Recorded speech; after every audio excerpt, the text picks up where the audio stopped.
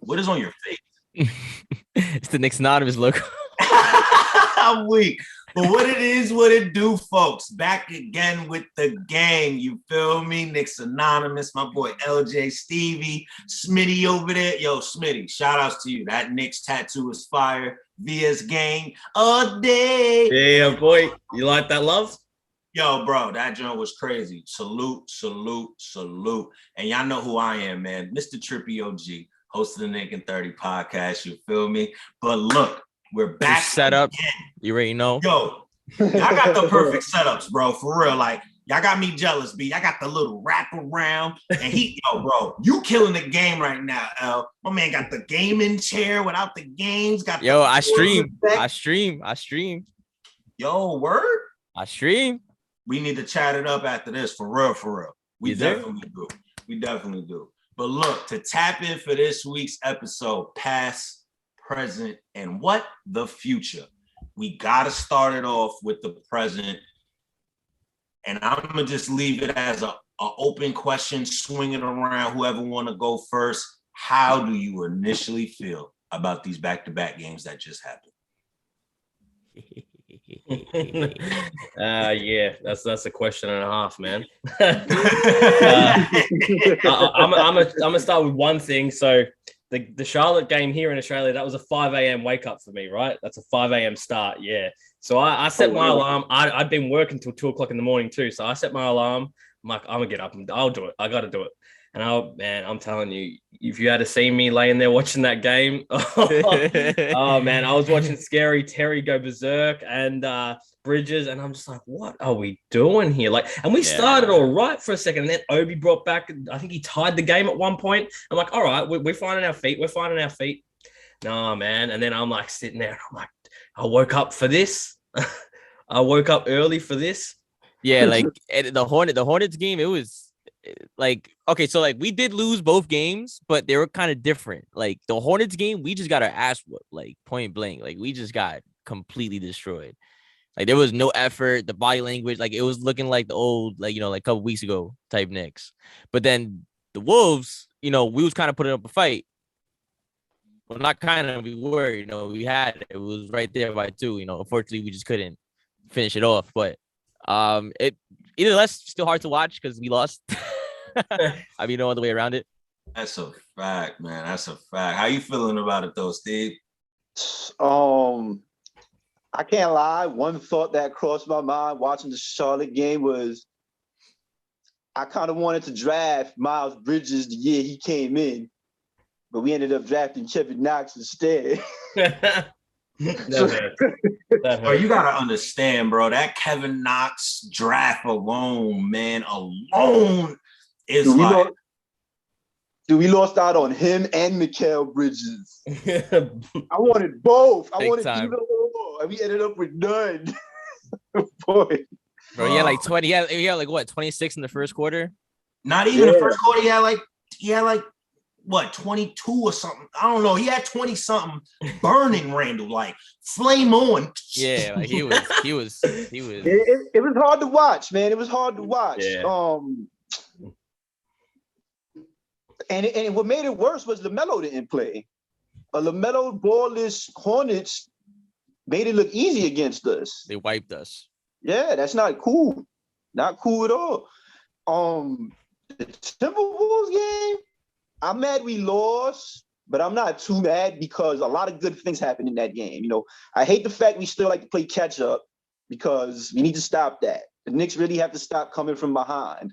I kind of like that it shows character and resilience, but we make a habit of that. It's unnecessary. And that's part of the reason we lose close games like this. You know what I mean? Yeah, it's like if they could just start strong from the beginning, that would be great. I mean, why wouldn't you want to put your best foot forward?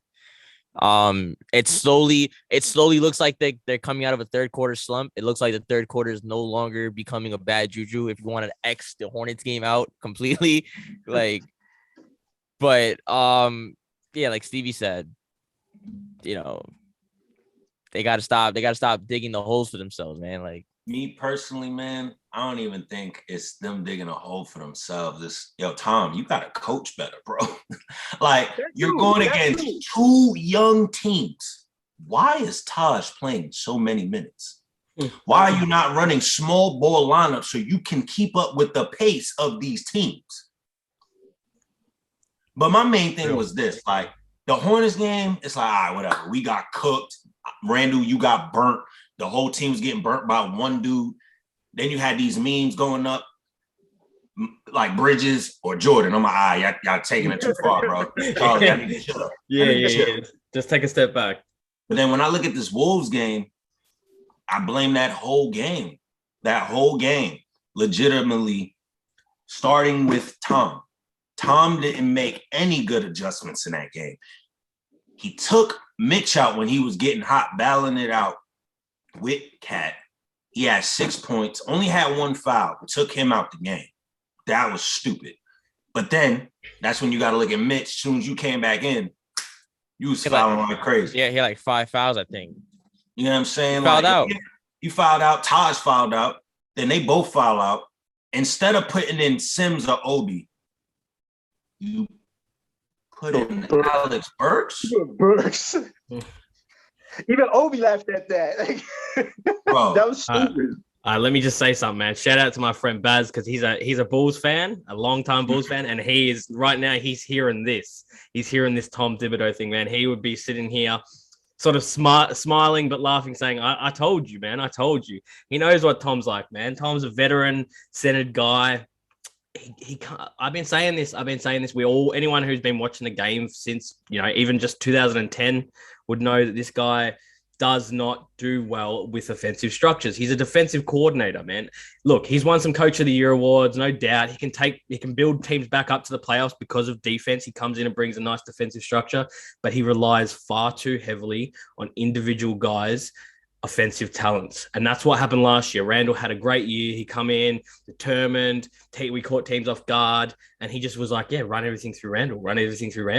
And that's what he tries to do with all these vets. It's like, oh, I know what you can do, so go out there and do it. I don't have a plan. Just do you. Yeah, definitely, man. And it's starting to get to a point where it's like, all right, maybe as a team, we're looking at the wrong things. Maybe we don't need to make a trade for a player. Maybe we need to make some type of trade to get an offensive coach on this team. Okay? Nah. I like Tibbs, man. I like Tibbs. No. When I say get an offensive coach, it's an assistant. Okay. Yeah, okay. like think about it. We did good last year. We had Woodson. Now, mind you, after Woodson left, I blame Woodson for leaving. I'm not happy for him. I don't want to hear it. Why you say you're not happy for him? I was not happy. I was not happy when Mike Woodson left. I'm not even gonna lie to you, because that was the 14-0 Knicks right there in one man. He embodied the 14-0 Knicks. He brought everything. He brought everything that team had to this squad, and you saw it. Randall had an all-star year. It was going I think he left in the middle of that somewhere in the middle, right? I think he left probably like a week or two before the All-Star break kicked off. And he went to sign that college deal. And I'm just like, I think Randall was a byproduct of Woodson's coaching. Because Woodson had offensive schemes. Tom doesn't have it at all. Then I hear people saying on, Twitter and Instagram, oh, we need to let Johnny Bryant be the coach. Bro, he's a player developer. He ain't no coach, bro. Don't get it twisted. Don't get it twisted. Yeah, I want to take that back. My Woodson, I am happy for you. Yeah, that's a fact. We definitely are. We definitely are. But it's just like, bro. And then just to end it off, just with the past section, with the present section, right? The last thing about it. How do we feel when the refs legitimately put out statements of how they got calls wrong after the game? Like, do you feel like there should be a petition out in the NBA that if you get a call wrong and it cost us a game, numerous calls, can we get that game to us? We get that game and then it swaps? Because, bro, they were like, we really got cheated out of that game. Like, just to give a prime example for those that didn't watch it, right? You have a foul that was missed by the first initial one out of all. You have the D'Angelo Russell fouling RJ going up to the basket. That should have been free throws. Wasn't no free throws, no nothing. And it got overturned to where the Hornets got the ball back, right? Boom. Then you got number 2. Randall gets a foul when he kicks out the ball of Alex Burks, which was a little tap. Normally, they'll let that type of thing slide in the late end of the game. But as soon as Alex Burks caught the ball wide open and released it, you want to hit the whistle to call that foul now? Now all of a sudden Randall gets a foul? Now this is where Randall messes up. Usually he chokes. Yeah, he chokes. He doesn't hit the free throws. Boom, whatever. We get the possession back. Goes back down to Russell. He fouls RJ blatantly in front of the ref. Going to get the ball. No call. Then Cat goes up for a layup. They say Randall fouled him, and Randall didn't do none of that at all. Cat actually initiated. It should have been an offensive foul. Yeah. Becomes an and one, and we end up losing the game. Bro, I need the refs. I need the whole NBA to literally, after this season, every ref that is assigned to this season that just happened needs to get fired. They need to get fired, bro, because it's not just us; it's around the whole league, bro. You know what it is too. A lot of these refs aren't even the real NBA refs. A lot of them come up from the G League due to refs going into protocol. Yeah, we're facing that a little bit. Yeah, we are. So a lot of them are like rookies, pretty much. Yeah, we're not many games. Yeah, a lot of them are pretty much rookies. So yeah, I mean, I can't blame them, but you know, if your number is called, like let's say you're a basketball player and you're a rookie, if your number is called, you got to play. You know, if you're a ref, you got to come up and bring your A game, man. Like, you know, no excuses. Look, I said never reffing again. Yeah, I said this to Trippy before we started recording. We sort of touched on this. Now, I just think easiest thing to do so people don't get mad is you don't make public the information that, oh, we reviewed it and the guys got it wrong. We know they're human. We know they make mistakes. It's angry as sometimes, like, how did you miss that? Like, especially with the explanation Trippy just gave of what went on. I'm not going to go back into that. We know what happened. We've explained that. But, man, just don't make it public information. They do the same thing here with our Australian football. It's the same issue, man. And it just makes people angrier. And like our refs here are notoriously bad, man. Like, and our game's a mess. So, and basketball is a lot more direct. And I know they're changing it and stuff, but yeah, it's just don't make it public, man. Just go back to the refs and, you know, take it up with them, make them better. Whatever you got to do, take them out for a few games. But you make that public, people get mad. You don't want to hear that game-defining moments. I mean, I know you can argue and say, oh, well, if you just didn't go in a hole or you made your shots, you wouldn't have lost. Yeah, but if we also got the right calls, we would have won. So there is that factor. So I mean, you can go both ways, but at the same time, two calls that were missed and they admit it. Nah, don't make that public, man. Just keep that on the low. Between I think it was yourselves. 3. It was 3. Oh, it was 3. Okay, yeah, right. Okay, I saw 2. I read before 2, but yeah, that's news to me. But that's even worse. That's worse. A missed foul against Cat resulting in a turnover by Fournier, a missed offensive foul on Cat resulting to the and one, and a push by D'Angelo Russell preventing RJ to get a steal. Yeah, and the ref was right there. He looked at him, and RJ was like, that it happened.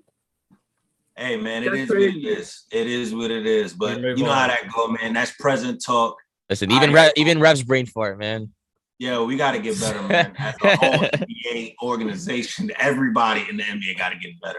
But I'm going to go ahead and slide it off to my guy, Smith. Man, yo, Smitty, get us in tune with the future. How's the future looking? All right. Well, we spoke about this on here. I think the last episode I mentioned a couple things. I said, you know, Kemba's going to be, the next Dallas Maverick. Because we got that thing going on where apparently we just trade between each other and that's all that happens. But I honestly didn't think he's coming back. To be honest, I thought the knee soreness was a bit of a cover, but I know they got to do some things to do that. But then I got a couple thoughts here. So he came in and he played well. He got to start. They said it was his choice to play. So a little bit confusing, but maybe they're still trying to showcase him. So they're like, look, we can't just make people think he's injured. We got to get him in, show what he's still got, pump up that value. So I'm a little bit confused. I'm in two minds about what's going on with him. Look, if he stays, I'm fine with that because of the way he's playing. And I'm a Kemba fan. I'm a bit of a sucker for Kemba, especially a hometown hero. You know, I love that sort of stuff. And we did him dirty at the start. I think we owe him personally. But That's a fact. But we Yo, him got back. to, like, his mom was in the stands, man, like cheering him on, full bedazzled jersey on, all the jewels all over it, looking fly. And then they're like, yeah, your son's on the bench. He ain't playing at all. Wow. Yeah. I didn't even peep that, bro. I would have been mad. I would have been His pissed. mom had a custom jersey, bro. Diamonds all through the 8. And on the back, it said a Walker's mum. Yeah. She was in there those first few games. And then they're doing that. Yeah. That ain't cool. But yeah, anyway, I digress. So I think, look, man, we're hearing rumors that now Fox and Halliburton are off the table. So Sacramento said it ain't happening. And that was supposedly a New York trade target. It was a possibility of a package, something going on there. We're now hearing Miles Turner, fractures in the foot, but we don't know where. Man, if it's that 5th metatarsal, we don't want it. That's that Ben Simmons. That's that Ben Simmons injury. What made him miss his rookie year. That's that Kevin Durant injury. Yeah, that's that Kevin Durant injury. You don't want that, man. They had that. Matter of fact, didn't that same thing happen to Mitch last year? No, I don't think he had quite that. I think it wasn't the same one. Yeah, I think it was the 3rd or something. But the 5th one's that's the outside of the foot, man, where all your load goes, all the weight bearing. They got to bone graft that. Like, it's a whole thing. That could be big danger signs, man. I don't want to take on no players with no serious injuries. You know, Cam's a different story. Got a bit of a sprain, you can work with that. But anyway, moving forward, Davion Mitchell now becomes a possibility because. Yeah, and I know you like that because I'm big on that too. I like that boy. And you said before too. We're supposed to trade up for him. I was sitting there on draft day, man, like this. I'm sitting there on the edge of my seat. Like, come on, where's this move coming from? And then we made all those wild moves. Like, don't get me wrong, it was good, but we made wild moves. I'm like, we ain't getting Mitchell. And then he goes, what was it, number 8? And I'm like, maybe we're going to trade for him. I was so hopeful, man. I was like one of those kids before Christmas, still believe in Santa, sitting there like, come on, man, bring me Mitchell. But this is a serious option now. So we need Leon to go out and we need to seriously target Davion because if they're building around Fox and Halliburton, Davion is not in the future. That guy is not a bench player. By no means. That's a nice point guard piece to add. Not gonna lie. That's what who we got that draft. We got Toppin, right? Yeah, we got Grimes. Oh no, this was this draft. Yeah, this draft. We got Grimes. That was this one, right? Yeah, we got Grimes and Deuce. We made a few picks and traded them off and for other teams and stuff and traded back again. It was like another Leon Rose masterclass, to be honest. Yeah, but that's it. So I think personally, Kemba is still going. I think him playing is again like showing teams, hey, he's good, he's healthy, he's playing and he's playing well. I think that's what that was. But again, I could be wrong, and if it may mean he's staying, but because of the Tibbs thing, he's a vet, yeah, and Tibbs likes vets, so that's what makes me think maybe he's staying. But yeah, I mean, who Kemba? Yeah, Kemba. Yeah. Yeah, I don't think he will. Yeah, if he's gonna keep a vet, it's gonna be most likely D Rose. Yeah, we know Rose ain't going nowhere. That guy ain't going nowhere, man. That's Tibbs' guy. You know, he owes him from that day when he did his ACL. You know, he's still trying to repay that debt. So if we get Mitchell, right, would you say he starts? No, I don't think, not for this season, but I think next season, if we were to get him mid-season, he's a starter next season. Okay. Absolutely. I'm going to be honest. If we go get Mitchell, I can guarantee you, and this is just my take, he'll definitely start. He'll definitely start. I ain't mad at that. You want to know why? Off the rip, we all know that boy plays stupid defense. Yeah. Oh, my goodness. And he's a taller guard than Kemba. Yeah, that's right. What is he, 6'3"? I think he's 6'3", something like that. I think they haven't listed at 6 feet. Area 6'3", 6'4", something like that. They haven't listed at 6 feet. You watch that boy at Baylor? You watch him at Baylor? Woo. Wait. You said they got him listed at 6 feet. Yeah, they haven't listed at 6 feet. Really? No, that's 6 feet, 202 pounds. Nah, that gotta be wrong, bro. Because he's way taller than a 6 feet. What's that on? Anyway. It's Google Safari. Anyway, man, that's a guy that and if a young guy's gonna fit Tibbs' system too, though, like you said, that defense, man, that's right in Tibbs' wheelhouse. And if he thinks he can mold him, oh, well, then yeah, you got a chance, man. If he thinks, oh, we got something here. Now, here's the thing I'm about to say, right? It's going to throw y'all for a loop. Y'all do know that if we trade for Davion, you do know that we're gonna have to give up Dooch, right? Yeah. I was expecting that, man, dude. They're Yeah, that'd be pretty fine. even trade. That'll be pretty even. I'm fine. Now I'm gonna tell you, I'm gonna be sad with it, but I'm gonna still be happy. I'm gonna still be happy. You know what I'm saying? I'm not gonna lie though. I feel like I would bet my money on McBride though. I'm not gonna lie to you. Same here. He hasn't been given a free shot yet. I mean, a fair shot. I'm not gonna lie. Like they are the same type. Like they are like literally this almost pretty much identical in play style. So with that being said, you see how you got the Davion, right? And you got the McBride, how they similar for the future. Do you kind of feel like, especially, you know, with the last, 10 minutes or so of this section, how do you feel like that compares to maybe the past, how we did that with the whole D-Rose and Cam thing? Like, do those compare in the same way? You mean in terms of like how big the move was, like how like a little move can make such a big difference type of thing? Yeah. Not yet. I would say not yet. Yeah. Steve, you go ahead. That's go ahead. I feel like you feel like Cam more than I do a little bit. I like Cam, but I was a little iffy with it.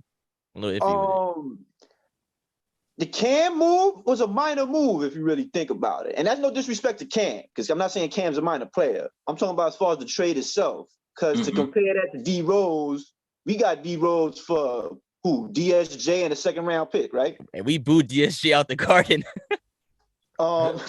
Did we? Why you bringing that up, bro? But we got Cam for what? Kevin Knox and a second round pick as well, right? Yeah. So that's two minor moves, and we didn't have to give much up. Where Rose had his impact more immediate than Cam did. But I think as far as the impact goes, Cam's will come down the road. Because as we said before we made this trade, we needed wings. Because we only had one wing, and we still have one wing. It just turns out now. It just turns out now we have a more rotation ready wing that could probably eventually start. So like minor trade, the reward will, as far as Cam goes, his reward will come down the road. At least that's my way of looking at it. That's a fact. That's a definite fact. I can respect that. So now my question to you, LJ, is how does this actually connect? Like now we got to make a trade, right? And you brought up the whole how we still got rumors spiraling around Jalen Brunson. If you're Leon Rose, right? Yes. Which young talent are you going to try to go get now? You going to go get Davion if you can, or are you going to go get Brunson? Okay, so off rip, I think everybody knows at this point, it like whatever move we make, it's either going to be a center or a point guard. It's one or the other. I quite frankly think if Mitch keeps doing what he's doing now, because like he averaged like when he played against Towns, like that was like his biggest like foe yet, like besides Embiid probably. Like because ever since his hot streak, he hasn't really played anybody that's like really at Towns' level. Yeah, you feel me? So Towns was like a good test for him, and he kind of he did his average, like so it kind of shows that he dominates against most of the competition. So he's showing what he could really he's either baiting us into signing him and then he's gonna like disappear, or he's gonna come in and keep doing what he's doing. So if he does that, then obviously we get a point guard. So with Brunson, I think we should wait because I believe he's a free agent next year. Unrestricted free agent at that. Unrestricted free agent. But here's the thing, he wants like 80 million. You gonna give him 80 million? See, that's what he wants. That's enough to stop you there, my boy. I'm not gonna lie to you. Bro, I think he's 60 pushing it. He wants Fred VanVleet money, man. Yeah, nah, he's not. I'm not gonna lie though. He is smooth. Like, hey, I'm gonna be honest. I've not heard of Jalen Brunson until we played him, and I was like, because my friend Mike was talking mad like crap about like how Brunson's gonna cross everybody. I didn't believe him, and he's actually shifty. I'm not gonna lie. His game is smooth as hell. So, but he's not 80 mil smooth though. Like, you see how you said we should wait. You see how you said we should wait. Sadly, when it comes to him, you gotta go get him now because you don't want to wait and then we miss out on him. You get what I'm saying? When we could have just really like look at the pieces we have. You might as well make that move. You know what I'm saying? Yeah, you can test him out now to see if he's even worth $80 million. Yeah. But then you don't want him to walk though either. I mean, but then again, what do we give up? If we give up Kemba and it takes that money off the books, and something else that's not a very high value, and we get him mid-season, and then he walks because he's not worth 80 million, and we don't want to pay it to him, in free agency, then have we really lost? Not really, because we just freed up cash. We got cash to go into the next season, and it's not going to matter by that point. If he's not worth it, then we probably haven't had a successful second back half of this season. So I mean, that's not a bad idea. Test him out. Draft pick. Try before you buy. Yeah. I think in this case, if we don't let go of Kemba, sadly again, if I'm the Dallas Mavericks and you trade away Brunson and he's really been holding down that point guard position, making things a little bit easier for KP and Luka, and especially holding down the team, I would look at it like this. You don't want an older player in Kemba, right? And one that hogs the ball. So my thing is, Jalen Brunson is still on his rookie contract.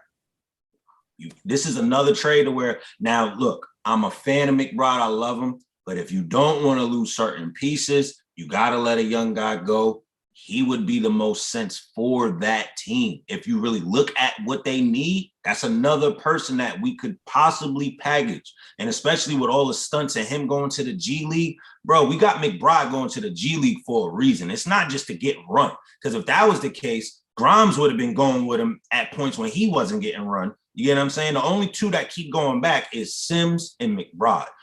I feel like something is going down when it comes to McBride. I think with the organization, they're trying to debate whether they want to keep McBride or just ride it out with Kemba. Because we know D-Rose not going nowhere. And we could already tell you that IQ's not going nowhere. It's just IQ's having a slump because why? We got him doing too much of being a playmaking guard. That's not him. He's better when you let him attack and just worry about scoring. That's why he's not playing at the elite level he played last year when he made the second, the second team all-rookie team or something like that. Think about how he played last year. He didn't have to worry about being a playmaker. He just had to go get his points how he got it. Now that he has to do more, it's not shifting right because now he's looking to pass instead of, all right, let me go get my shot. You know how many open times he has like open shots or open floater. He's like, nah, let me dish it out. Like, nah, bro, we need you to go back to your old bag. So unfortunately, it's looking like this. The way the packages are looking so far, I could say either Kemba or Brad is out. I guess you could still put in Obi and forget everything. The main person we need to get out of here is Noel. Noel got to get the hell off this team now. Like, yo, bro, he hasn't played majority of the season. He has to go. That's a fact. I agree, man. And I mean, just in wrapping it up, we got about 2 minutes left. We need to do something. I think you're right with McBride. They just sent him back to the G League again. He's been assigned. So I think you're right. There's something happening there. And I think it's going to be shaken up as to what we've been hearing of and what we were thinking was going to happen. Likely, I think that's going to change dramatically between now and February 10th, the deadline. Yeah, I think it's going to change. So that's the last thought on that for me. Y'all want to wrap up? Yeah. Noel, he was good. He was like, you can't be mad. Like Noel did what he had, he actually did more what we actually signed him for. You know what I'm saying? We got more bang for our buck with Noel. I think time is not of the essence for him, or time is of the essence because he is slowly, biting the dust a little bit. His injuries are starting to come back. In terms of the trades, I trust Leon 100%. I'm not going to lie. He has given me no reason to not trust him. As he said, he puts on master classes like it's nothing. So I think we're in good hands for this until February 10th. And even after February 10th, who knows? That's a fact, man. Only thing I got left to say is to wrap it up on my end. Yo, and Leon, we trust, man. Leon, we trust. Yo, Stevie, what you guys say, my boy? Give Deuce a chance, man. Give Deuce a chance, man. Because you don't know what we got with him, man. They got to give him a shot, bro. At least give him 5 games, whether he starts or comes off the bench. Just give him 5. They gave up on him too quick. At least that's what I think. That's a fact. Sadly to say, Kemba, Burks, Obi, Noel. Your time is ticking. Your time is ticking. That's a wrap, guys. We'll see y'all next week, man.